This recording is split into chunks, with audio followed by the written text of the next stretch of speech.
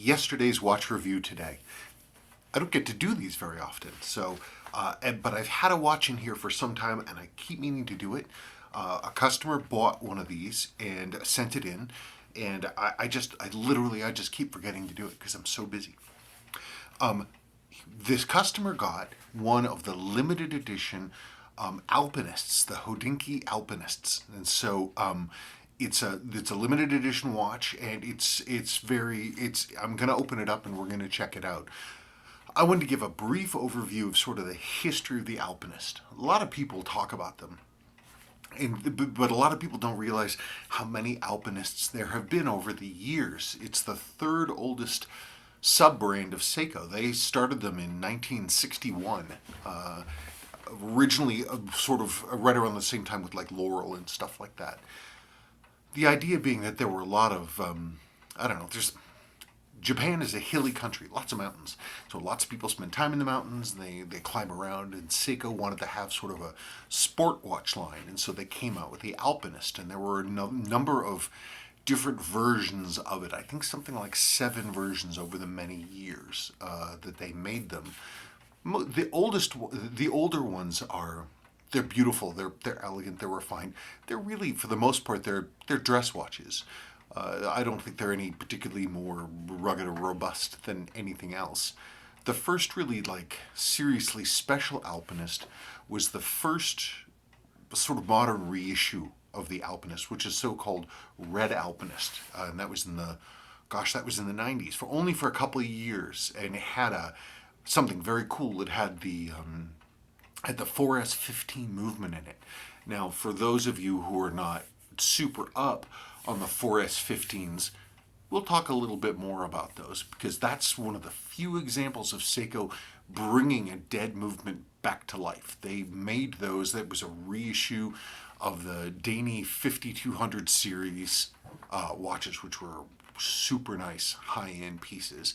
There was a whole line of those, and Seiko brought back for it during those years, and they made a whole line of different watches, a lot of them including things like reissues for the year 2000 collection of the King Seiko and stuff like this. I mean, some pretty rare stuff, some cool stuff. But then they brought out the Alpinist there for a while, and that was pretty cool. And that was the first one that had the double crowns on it, not just a crown at 3, but this one they moved the actual winding crown to 4, and the 3 crown was for the internally rotating bezel, and that has been a feature of the Alpinist ever since then. But the big one was when the Sarb line came out, and that was in 2006, I think. And those were the ones that everybody was like, holy crap. And they all since then have had the 6R15 movement. They retained the double crown. And they came out with 3 different colors, but the one that people seem to like the most is the green. It's sort of an unusual bottle green color that Seiko used at that time. And they've been a perennial bestseller. People really froth over them. They like them a lot, and so they've done really well. So this is I am reviewing today a limited edition Alpinist, and it's going to be fun to see. I'm looking forward to it. I don't really see very many Alpinists because they're either extremely old, like I've seen a few of the really old ones in here. I've never seen one of the 4S15 Alpinists in here, the Red Alpinist. Gosh, I'd love to have one. I really would, just because the movement's so great.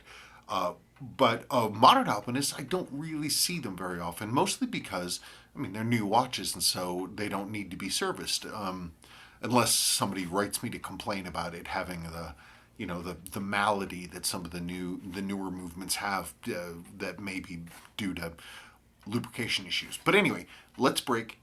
And let's go over there, and let's open this box. Let's look at it. Okay, so here we are. This is the box that was sent in. I haven't even opened this yet, so you're seeing the very beginning of it. This is the SPB089. There it is, and it even says limited edition.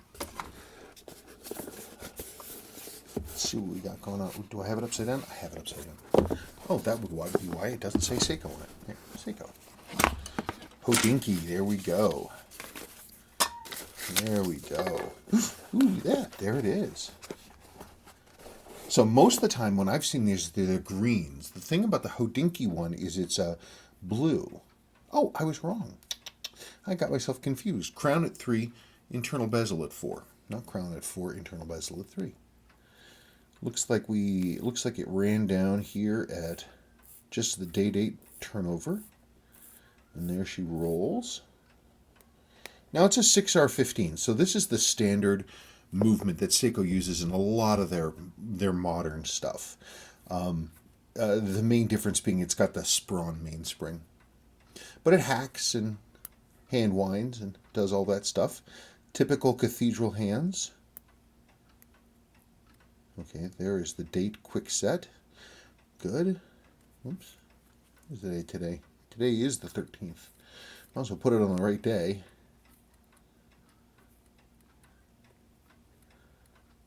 And there's that. So, and it's got that peculiarity. Huh, isn't that fun? Okay. Well, it's a pretty dark blue. I saw some pictures of these. I thought for some reason it was going to be a lighter blue. Interesting. It's got the standard Alpinist hands with the cathedral hands here. It's got the this indicator ring is a compass thing. It's for using the sun to sort of give you an idea of which direction you're supposed to go. Seiko limited edition. For some reason, I would have thought it would have had a display back. I'm astonished that it doesn't. Limited edition. This is 671 out of 1959. Interesting strap choice. This modern fashion that people have for this sort of rugged, handcrafted look, this thing here where you have these slabs of leather with sort of these hand stitches here, it's sort of a fashion in the current time. I've never really been a fan of it to myself. I'd always thought it looked kind of crude, personally. I was always more of a fan of older style vintage straps like this one. I really like this. This is sort of a calf saddle leather, a vintage one, very old on my glycine. That's the kind of thing that I prefer. This really fine, tight stitching, but that's not really made so much anymore. They tend to be sort of bigger stitches, heavier stitches, almost like a saddle stitch. But then this thing, I'm not quite sure where this fashion started from. Maybe from people making their own straps? I'm not sure. This looks to be, if I had to guess, I bet this is sort of bonded. I don't think this is a single piece of leather. This is, you've got a core, and then with thin leather glued over the outside, you can actually see the sort of the coating that's on the outside. So over time, that might flake apart and come apart. But I mean, it's a nice thickness. I like the thickness. Let's see how our glow is. I'm sure it has the typical Seiko blasting glow. It's bright, but it's not that bad. Nice thing is there isn't a ton of lume on it, so it's not like it's going to burn your retinas out. Made in Japan. Water resistant. Huh. It's got a tiny scratch on the case back. Wonder if it hasn't been worn. I wonder if it was issued that way. The person who sent this here, I don't know that he's worn this at all. It's an elegant case design. Very smooth. I like that they didn't go nuts and, it has more of a throwback feel. They didn't go with like their thing that they love to do with 22 millimeter lugs. My biggest complaint about the Alpinists is and again, this is just me.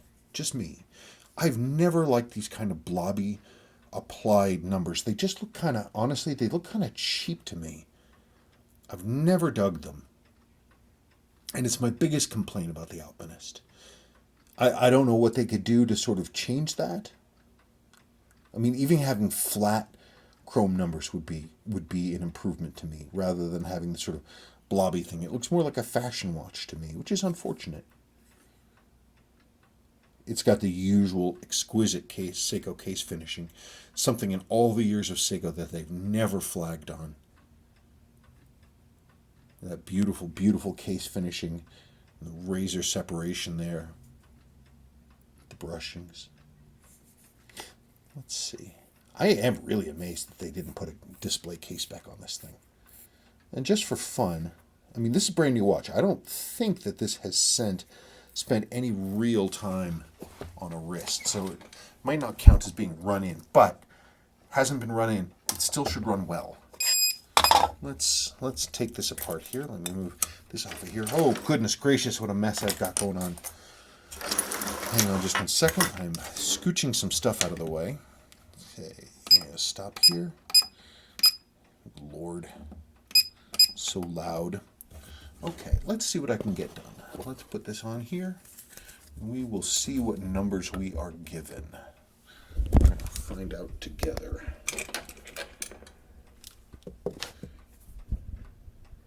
$227.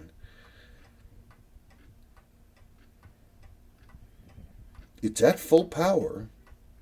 Granted, I don't think it's been running a whole lot, but it shouldn't. It's something I don't quite understand is how these watches can come right out of the factory and have low numbers. 224. I mean, it's definitely at full power. 227. I mean, these things, I mean, like the earlier version, like the 7S26, 7S36, the earlier versions, especially in the A types, they would have amplitudes out of the box in the 270s and the 280s.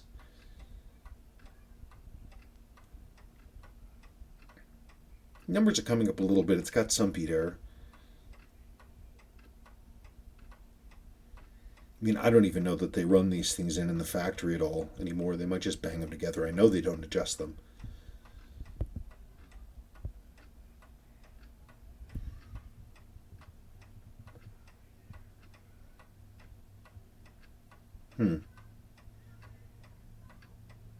Yeah, that to my eyes is E. It's low, but any of you who have seen my videos about the more modern movements, this is something that we see a lot. We see these numbers get low. I mean, these things should run hotter than this. They should run higher. But it's just being run in. I don't believe it's had any real wrist time, so maybe these numbers are not truly representative. I mean, it looks like it's starting to warm up and we're heading towards the 240s. But I would expect to see the 270s. Yeah. Well, we'll see. We'll see. Okay, let's put this back up here. We're at 237 right now. Just for fun, though, I wanted to talk about the 4S. I don't have a 4S Alpinist. I simply don't. They were the 4S movements were, again, they were a recreation of a discontinued movement. The 5200s, and the 5200s were using a bunch of different stuff. Like this is one of the high beat ones. This is a parts watch. It's a junk watch, but I keep thinking maybe I should service this watch and bring it up. The dial is a little hacked up, but the case isn't bad. It's a pretty neat watch. I don't have the original bracelet with it, but I keep thinking that one of these days I'm gonna go and I'm going to service this watch, even though I think the chances of my wearing it are slim to none. Hang on just one second here. Let me try and get this open. Would you stop that? You stop fighting me. Yeah, that'd be fun. If I could find a crystal for this, that'd be pretty cool. Okay, there's that. Let me move this back here. I just thought you might think that was interesting, so you could see the original movement that that original piece was based off of. Hang on just one second. I think my son now can open doors, and he loves to get in here and to grab stuff and run away with it. I need to put a what is it I'm trying to say? I need to put sort of a latch on the door that's too high for him to grab. Come on. Because if I could do that, then I'd have a chance of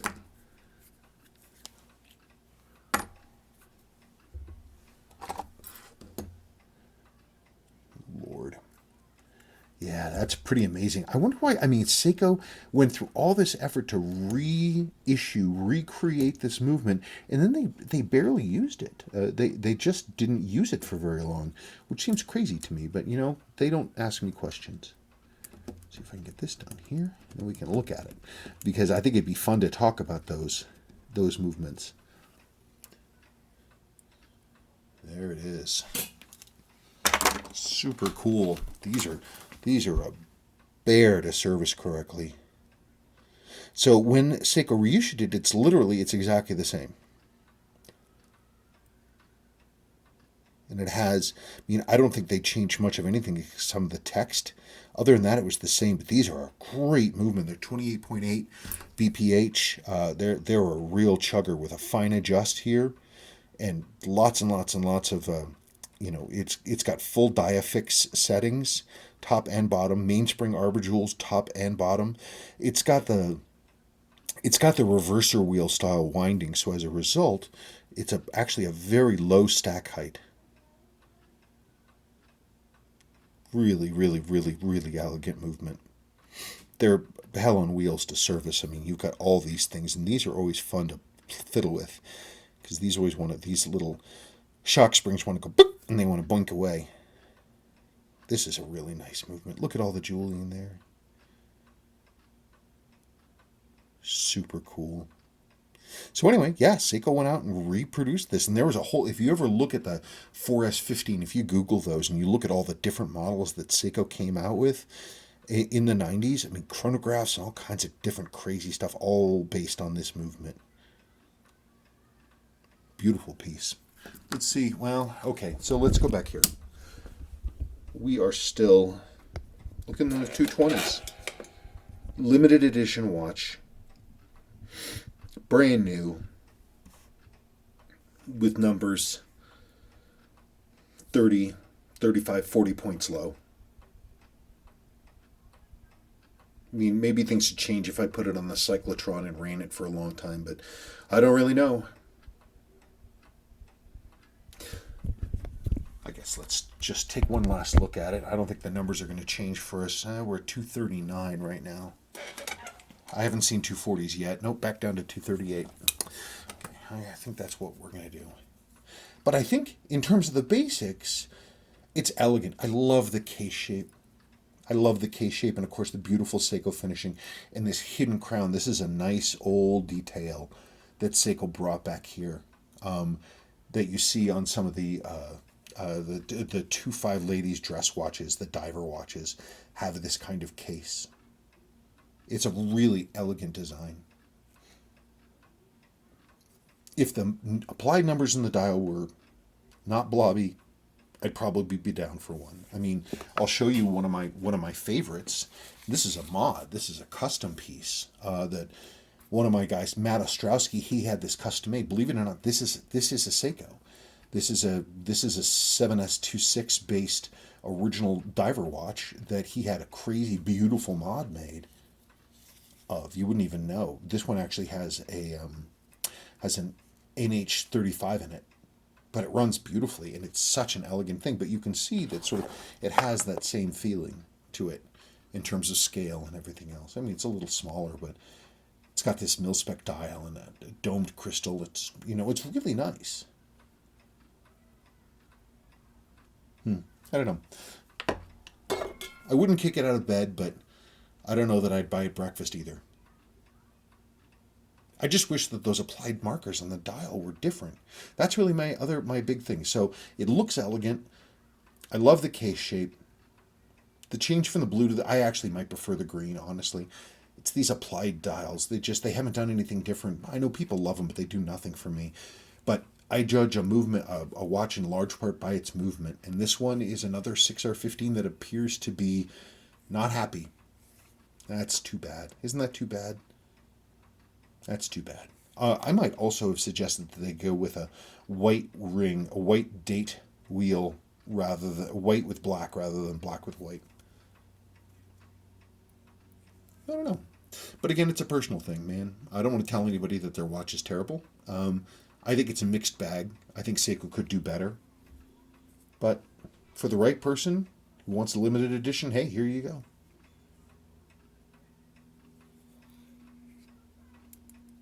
There it is. Okay, well, thanks for sending it in. That's a whole lot of talk about nothing. But But I hope one of these days I'll be able to get one of the 4S15 Alpinists in, the red Alpinist. That'd be awesome. Wouldn't that be cool? Because talk about a crazy movement. I mean, because a 6R15 is, it's a pretty base movement, all things considered. This thing, this is like up there with an ETA 2824-2. I mean, it's really, that's a crazy good movement. So that's my next goal, is to find one of those 90s Alpinists. Okay, thank you for watching this rambling and pointless video. I appreciate it. Okay, folks, bye-bye.